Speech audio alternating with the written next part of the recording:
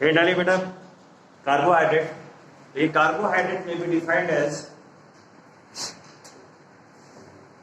carbohydrate may be defined as optically active polyhydroxy aldehyde or ketone।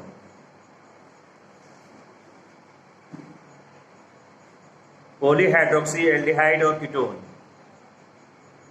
or the compound which produce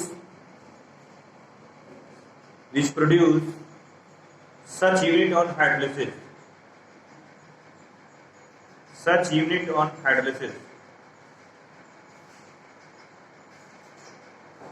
ठीक है, now write second heading classification of carbohydrate।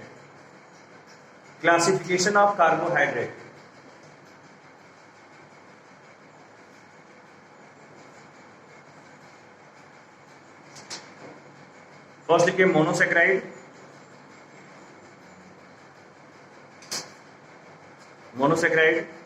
First point लिखिए a carbohydrate that cannot be hydrolyse. वो carbohydrate जो hydrolyse न हो। सबसे छोटा है स्मॉलेस्ट यूनिट है। ठीक है, कार्बोहाइड्रेट का सबसे छोटा यूनिट क्या है? मोनोसेक्राइड। ठीक है, अब उससे ज्यादा वो छोटा नहीं हो सकता। ठीक है, इसलिए carbohydrate that cannot be hydrolyse. Example लिखिए बेटा ग्लूकोज, फ्रुक्टोज,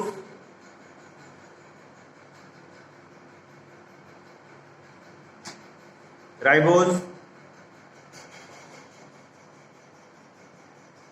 ठीक है,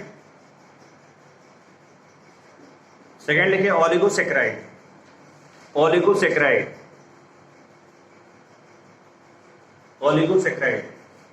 देखिए carbohydrate that yield 2 to 10 monosaccharide, मतलब 2 से लेके 10 तक मोनोसेक्राइड वो प्रोड्यूस कर सकता है आफ्टर द हाइड्रोलाइसिस। ठीक है, यानी 2 यूनिट को मिला के अगर हम कार्बोहाइड्रेट बनाएंगे that is oligosaccharide. 3 unit monosaccharide मिला के अगर बनाते हैं दैट इज ओलिगोसेक्राइड, या 10 यूनिट मोनोसेक्राइड को मिला के जो बनाते हैं दैट इज ओलिगोसेक्राइड। ओके, ठीक। अब जैसे कि मान लो 2 मोनोसेक्राइड को हम कंबाइन करेंगे तो क्या बनेगा बेटा? डाइसेक्राइड। 3 को बनाएंगे तो ट्राइसेक्राइड, 4 को बनाएंगे टेट्रासेक्राइड। ठीक है, ये अलग अलग। ओलिगोसेक्राइड को अगर क्लासिफाई करेंगे तो अगर ओलिगोसेक्राइड को हम लोग हाइड्रोलाइसिस करते हैं और 2 मोनोसेक्राइड निकलता है, इसका मतलब वो ओलिगोसेक्राइड क्या है? डाइसेक्राइड। अगर 3 मोनोसेक्राइड निकलते हैं तो क्या बोलेंगे? ट्राइसेक्राइड। ठीक है, ये हुआ उसका मेन चीज। क्लियर हुआ बात? उसमें एग्जाम्पल लिखिए बेटा डाइसेक्राइड लिखिए।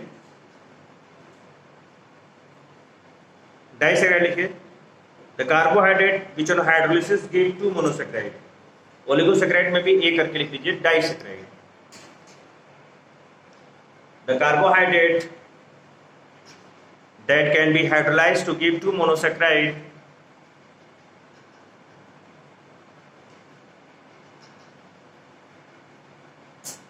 एग्जाम्पल लिखिए ग्लूकोज,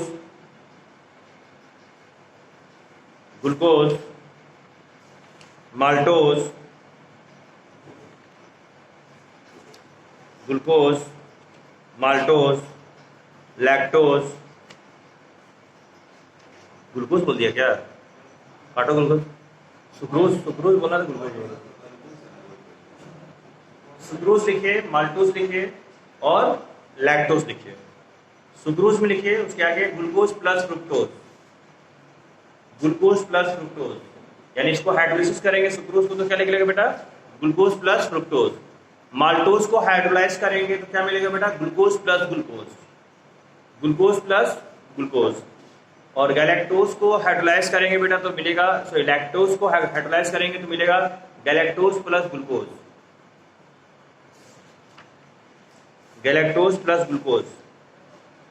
हो गया? तो आपसे सिंपल ये क्वेश्चन पूछ लेता है कि after the hydrolysis of sucrose which 2 monosaccharide produce, your answer will be glucose plus fructose. ठीक है, लैक्टोज को करेंगे तो गैलेक्टोज प्लस ग्लूकोज, माल्टोज को करेंगे तो 2 मॉलिक्यूल्स ऑफ ग्लूकोज। वैसे तो बहुत सारा उसमें चीजें हैं, ये अल्फा ग्लूकोज लिख लेगा, बीटा लिख लेगा, बहुत सारी चीजें आ जाएंगी। ठीक है, फिलहाल ये जनरल जानिए कि लैक्टोज है तो लैक्टोज 2 चीजों से मिलकर बना हुआ है, गैलेक्टोज प्लस ग्लूकोज। माल्टोज है तो 2 मॉलिक्यूल्स ऑफ ग्लूकोज। ठीक है, सुक्रोज है दो मॉलिक्यूल्स ऑफ एक ग्लूकोज और एक फ्रुक्टोज, ठीक है। Now right polysaccharide.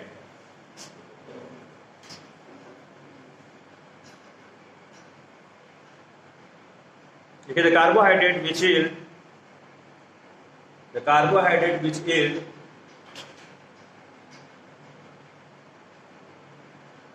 large number of monosaccharide on hydrolysis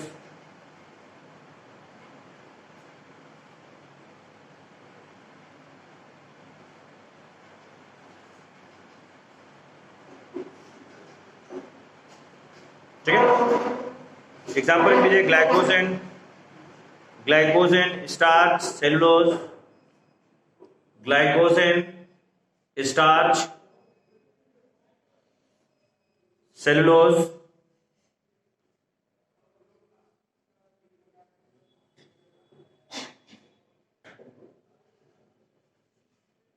next देखिए glucose polysaccharides are not sweet in taste, so they are called non-sugar carbohydrates.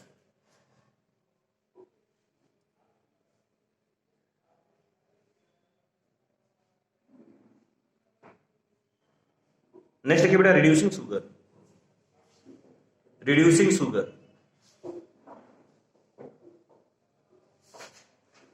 देखिए the carbohydrate which reduced by Fehling's and Tollens reagent, the carbohydrate which reduced by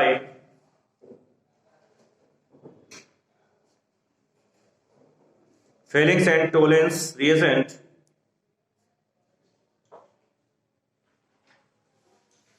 are known as reducing sugar.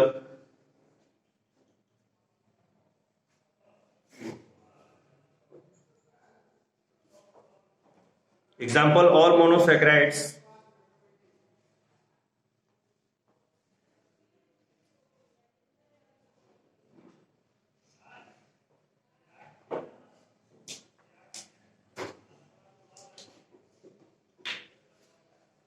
ठीक है। Non reducing sugar,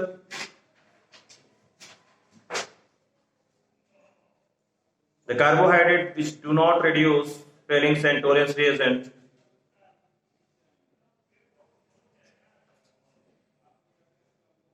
example sucrose,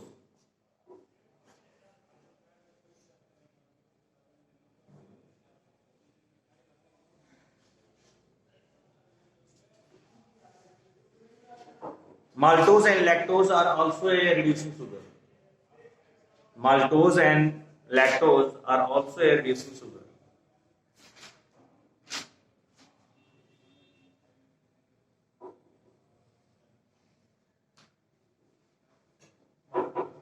Maltose and lactose.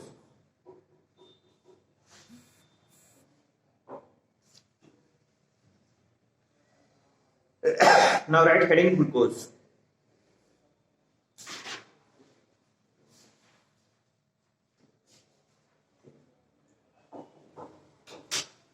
ठीक है।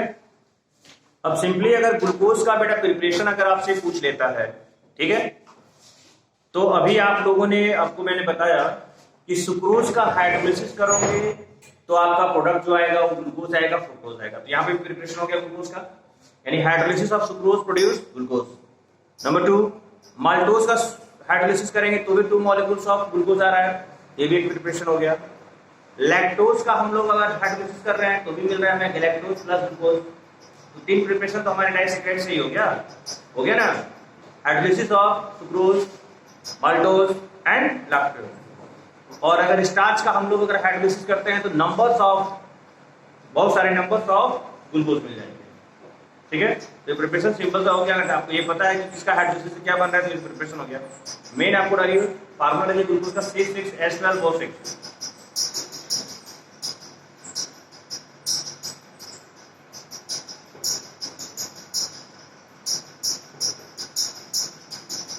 देखिए glucose is also known as एल्डोहेक्सोल।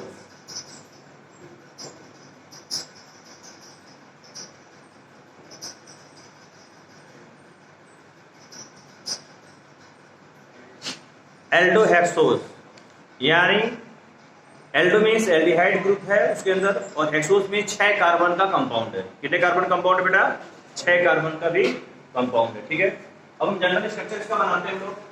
CHO, C, OH, C, H, OH, OH, OH, H, OH, H, H, H, 1, 2, 3, 4, 5 and 6। ठीक है, इसमें total number of OH कितना बेटा? 5। 1 2 3 4 5। ठीक है, फार्मूला में कार्बन कितना है? 6, हाइड्रोजन 1 2 3 4 5 6 7 8 9 10 11 12 12 1 2 3 4 5 6। ठीक, और इसमें कौन सा ग्रुप है बेटा? एल्डिहाइड। ठीक, ये भी ऑप्टिकली एक्टिव कंपाउंड है। ऑप्टिकली एक्टिव का मतलब देखिए, अब इस कार्बन को अगर देखिए, ये ऑप्टिकली एक्टिव कार्बन नहीं है। इस कार्बन को अगर हम देखें, इस कार्बन इस कार्बन से एक हाइड्रोजन जुड़ा हुआ है और एक OH जुड़ा हुआ है, और बाकी एक सारा कंपाउंड जुड़ा हुआ है और ये जुड़ा हुआ है। यानी इस कार्बन से जो भी चारों जुड़े हुए हैं वो सारे चारों क्या है? डिफरेंट है। क्या है? डिफरेंट। इससे भी चारों डिफरेंट है, इससे भी चारों डिफरेंट है, और इससे भी चारों डिफरेंट है। यानी 1 2 3 4 4 ऐसे कार्बन हैं जो कायरल कार्बन है। 4 ऐसे कार्बन हैं जो कि कायरल कार्बन है। ठीक है, अब इसमें से आपको दिख रहा होगा कि 1 2 3 4 ये 4 ऐसे कार्बन हैं जिनके पास सेकेंडरी अल्कोहल है, बाकी ये प्राइमरी है। बाकी क्या है? प्राइमरी। ठीक है, तो सारे क्वेश्चन कॉम्पिटिशन के हैं, ध्यान रखिएगा। क्लियर हुआ बात? ठीक, अब हेडिंग आप लोग डालिए chemical properties of glucose.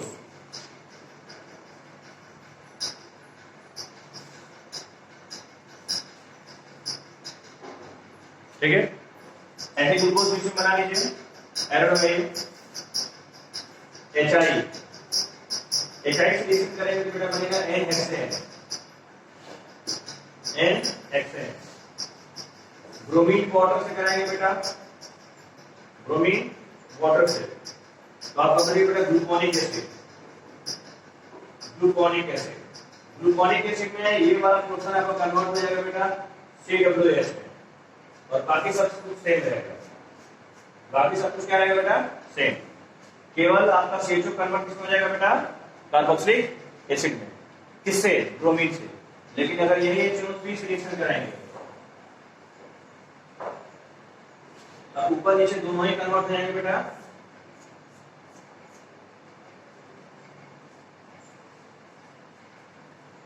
Saccharic acid. नाम लिखिए ये,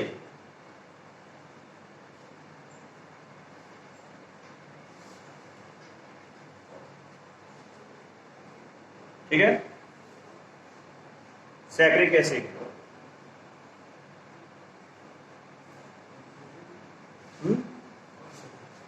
HNO3।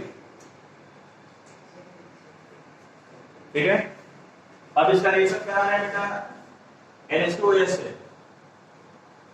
NH2OH तो आपको याद होगा जब हम लोग एल्डिहाइड का पढ़ रहे थे तो एल्डिहाइड में आपको मैं रिएक्शन बताया कार्बन को अगर हाइड्रोजन से रिएक्शन कराते हैं NH2 से, याद आ रहा है? वो और ये ऐसे निकल जा रहा था और ये डबल बॉन्ड इसके साथ जुड़ जा रहा था।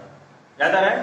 तो ये चीज यहाँ पे भी है, ये दो हाइड्रोजन O के साथ मिलके बाहर निकल जाएंगे और बाकी के साथ कंबाइन कर लेंगे।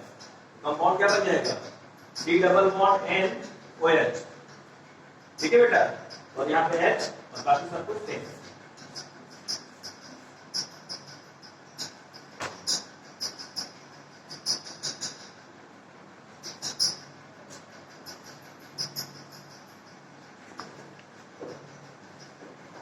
ठीक है,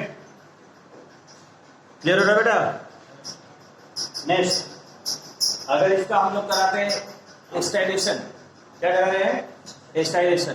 तो एस्टाइलेशन में क्या है? जितने भी उसके OH वाले पार्ट है वो आपके निकल जाएंगे और किसमें कन्वर्ट हो जाएगा? एस्टर में। किसमें कन्वर्ट होगा? एस्टर में। अब देखिए इसका करा रहे हैं, मान लीजिए हम लोग करा रहे हैं CH3COO,